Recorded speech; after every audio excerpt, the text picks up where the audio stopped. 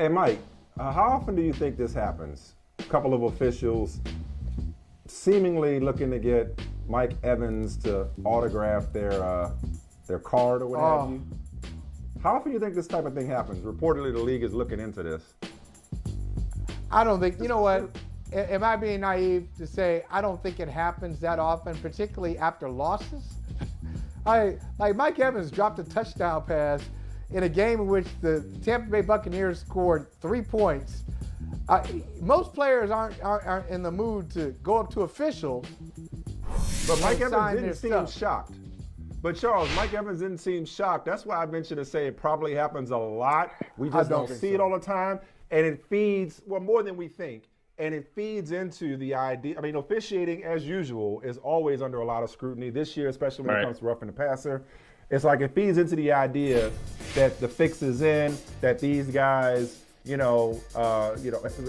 just did a documentary on Tim Donaghy, for crying out loud. It's a bad look, but am I naive, guys, to think that getting something like, it wasn't like they got him to sign a helmet or they're selling it or anything like that. Getting them to sign something does not necessarily compromise their ability to do their job. Is that naive on my part?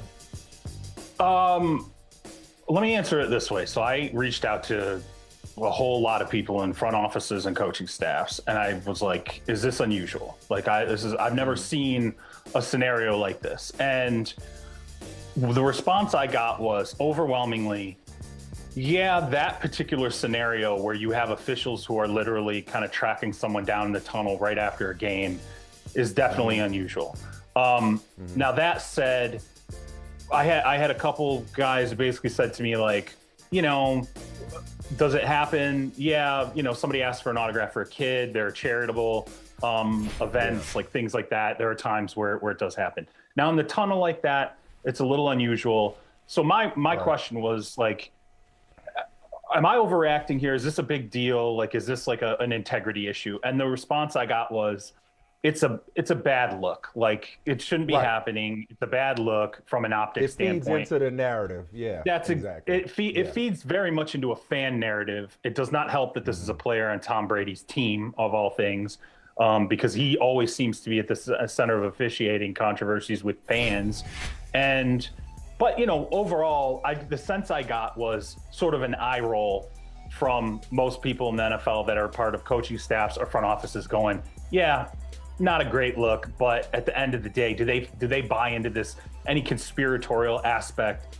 No, they don't. Well, they tend to believe that bad officiating ends up hurting both teams in games, and that it ultimately evens out. But from an optics standpoint, I think everybody agrees it's not a good look. Charles and Mike, imagine if this is a bad look in a 21-3 Tampa Bay loss. Imagine the conversations we'd be having if this had happened after that Atlanta game, where they call the roughing the passer on the Falcons, and then after the game, hey, Tom, or Mike, can I get an autograph after a victory? So, I mean, that's really when it's out of control. So after a loss, I guess if you're going to do it when that marquee team loses by 18 as opposed to wins by a field goal or 6 points. I'm sure it would have been absorbed differently if it was, an 18-point Buccaneers win, than the reverse. But at the end of the day, the league is investigating this as, whether or not it's like a code of conduct violation, but basically you're not supposed to do this. They did this. We would never do that. As reporters, we would never do that. So it's kind of. But we wouldn't. But let's be honest. Over the expanse of our careers, have we not known reporters? At some point or another, who have asked for an autograph? And how do we look at them? And we very much frown upon it in the community. Yeah, absolutely, 100%.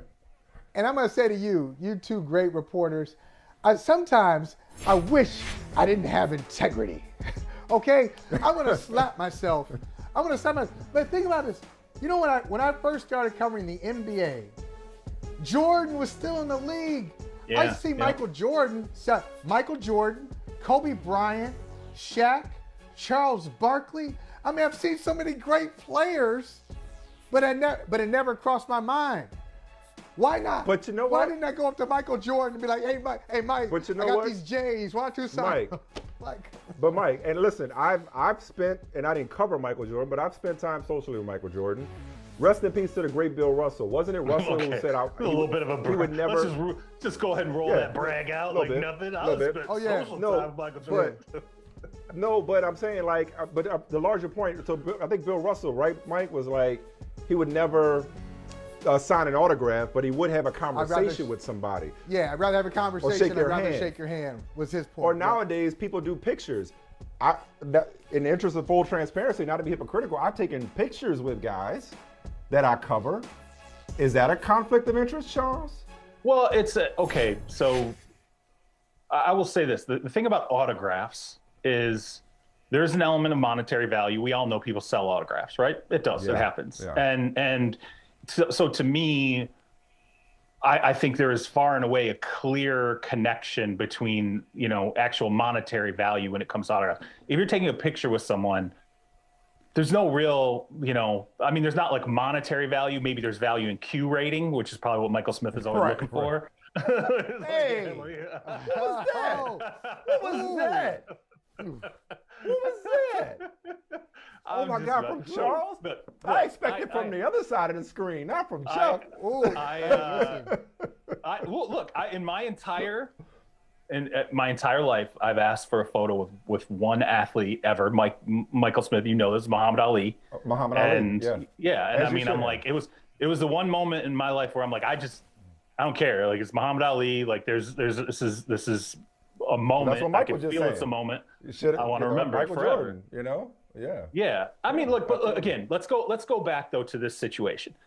All of this is different because you're talking about people that are part of the infrastructure and the integrity of the game. And frankly, that's what the NFL cares about, right? The NFL, they will.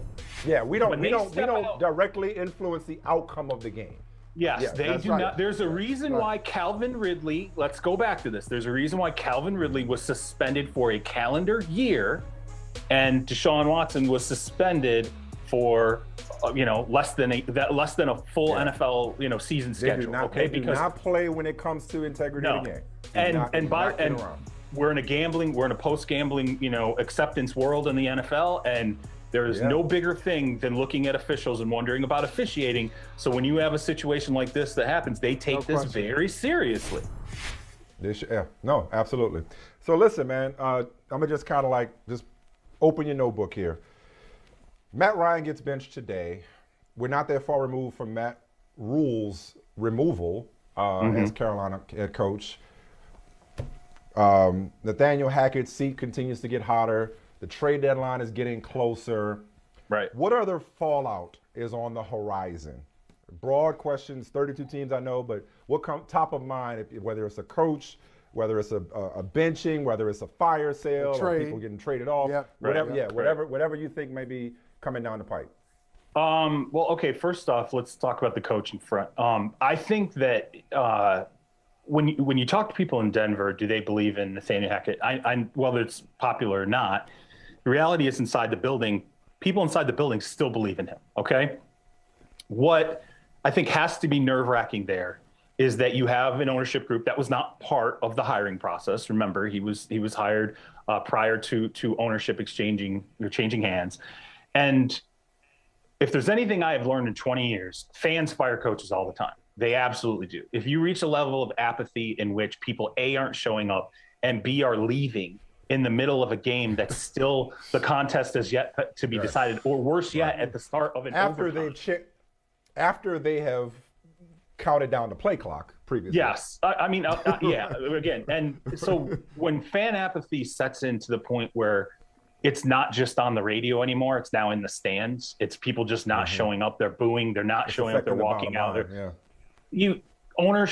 Typically, from my experience, ownership takes that extremely seriously. They do not want apathy to set in a way that massively affects the gate. And so if anything, I would think that the reason why there should be red flags up in Denver is like, how is this being processed on the ownership level when it comes to how the fans are reacting?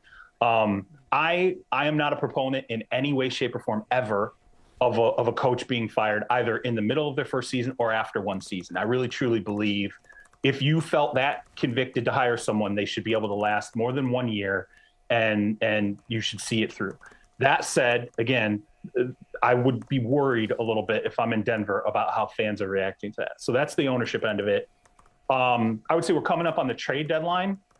When you talk to teams, what's really interesting is you fans, when they hear so-and-so is receiving interest for these players, that is often a team saying, hey, we're getting interest on these players. What we want is everybody know it. Because we're basically putting these, it's their way of kind of putting them on the block and not making the call first. Because if you make the call first, you lose the trade.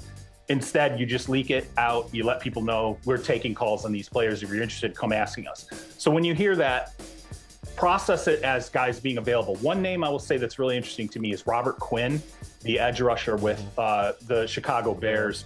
Yeah. I think teams look at him, and there are multiple teams that think he could be someone who could be an effective piece for them. Not just a rental, too. He's got a couple years left on his deal, so at the very least, maybe you get through this season, maybe next season. I don't want to say it's on the level of a Von Miller type, but I think that is how you should process this trade deadline, is most teams are looking for defensive pieces that they can plug in right away and that can work quickly. Always remember, skill position guys, when you acquire them, especially if they're in the last year of their deal, it takes time to acclimate. So not only is it a short-term rental, but it's a shorter-term rental than you really think. You probably don't start to get dividends until into December. So a lot of skill position guys, unless they have additional years on their deal, it's difficult to trade them because it takes time for offenses to work them into the fold. Not necessarily true when it comes to edge rushers who you can use on a positional basis, plug them in, and they can start impacting the game immediately. You know what, Charles, before you came on, Michael Smith was talking about Tom Brady in 2019 and 2020. We know what happened in 2020, and they win the Super Bowl in Tampa. But in 19, the Patriots, I believe, started 8-0, and then they just collapsed down the stretch. So they were a good team. They had the record of a good team, but they actually were a bad team by the end of the year. And I think on the flip side, and I'm wondering if you see it this way, there are teams that are not supposed to be good, like the Giants. New York. Who are Giants and Jets. Who are 6-1, but especially the Giants, at 6-1. They're not supposed to be good, but you look around at 6-1, then you get to 7-1, 8-1. You're like, I know we're not supposed to be good, but we feel good. Can you see that team reeling off 12 wins? Because I can. 11 or 12 wins and get into the playoffs. Sure. I looked at the Giants, and to me, their floor is 10. Like, I think they get to 10 wins. Like, I was like, let me look at it as glass half empty. Let me see how I feel about the remaining schedule. I feel like 10 is absolutely achievable, especially with the way they're playing right now. Defensively, people better wake up. Like, especially the front end of the Giants defense, they invested so much in the front end of it. They get after it. Like, they are paying dividends. That money went to a certain specific place. Those draft picks went to a certain specific place, and you are absolutely seeing it on the football field now. I think the offensive line's playing better than I thought. I think the way they've streamlined it through the running game, Daniel Jones, especially if Daniel Jones is going to start to, continue to use his I don't want him gaining 100 yards a game rushing, but it's really cohesive right now. There's a lot of energy there. They're feeling really good about themselves. Again, I think I would actually be surprised at this point if the Giants don't make the playoffs, given watching how they're playing, the schedule that's remaining. I see absolutely teams they should be favored against, at least 4 down the stretch.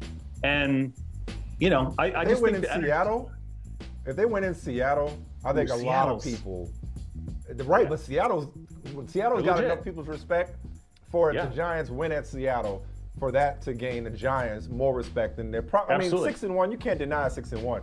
The Jets, though, are you buying the Jets? Given that I buy it. They seem. Yes. I like them, Robert Saleh. So don't add me to your pile of receipts. The Breece Hall injury is devastating. Huge. But they're winning. Daniel Jones is making plays. He may not be lighting it up passing numbers wise, but Daniel Jones is. They're not winning in spite of him. The Jets are winning in spite of Zach Wilson. So here's the thing. No, here's the thing about Zach Wilson that I will say, and it works into Elijah Moore wanting a trade. Okay. When you look at the Jets route tree, okay, and you study like why aren't certain players making these big plays downfield? So we'll talk about Elijah Moore, for example. There's no disagreement. He's a very, very talented player. He's a very good downfield player. But he also runs a lot of routes that take time. They take development. I think we talked about this before. And I think the problem with Zach Wilson right now is a lot of that downfield stuff. I still don't think the offensive line is where it needs to be able to protect him. I think that works into how he's processing the game. I don't want to say you get happy feet or whatever, but he's moving around a lot to try and avoid pressure. And at the same time, hoping, and again, Elijah Moore wasn't in this last game, but in the past, you're trying to wait for a guy to work open downfield, and you just don't have the time to do it. That's a problem. I buy them being a very, very good defensive team. I'm worried about the Breece Hall injury because he was such a fantastically explosive player for them, and really, that running game was something to be feared. And it's really hurt. Is he on Mike's or Charles's? Whose fantasy team was he on? No, not mine. I would have been devastated. Not on mine either. Not on the one in the Super League. I had him on another team. Charles, can I have your autograph? Of course you did. Please. I only do pictures. I'm a fan. Oh, okay. I only do pictures. I appreciate your work. Long time listener, first time caller. Later, Jim. Hey, thanks for watching Brother from Another on YouTube. Make sure you hit subscribe before you leave, and be sure to watch us 3 to 5 p.m. Eastern Time on Peacock. Appreciate you.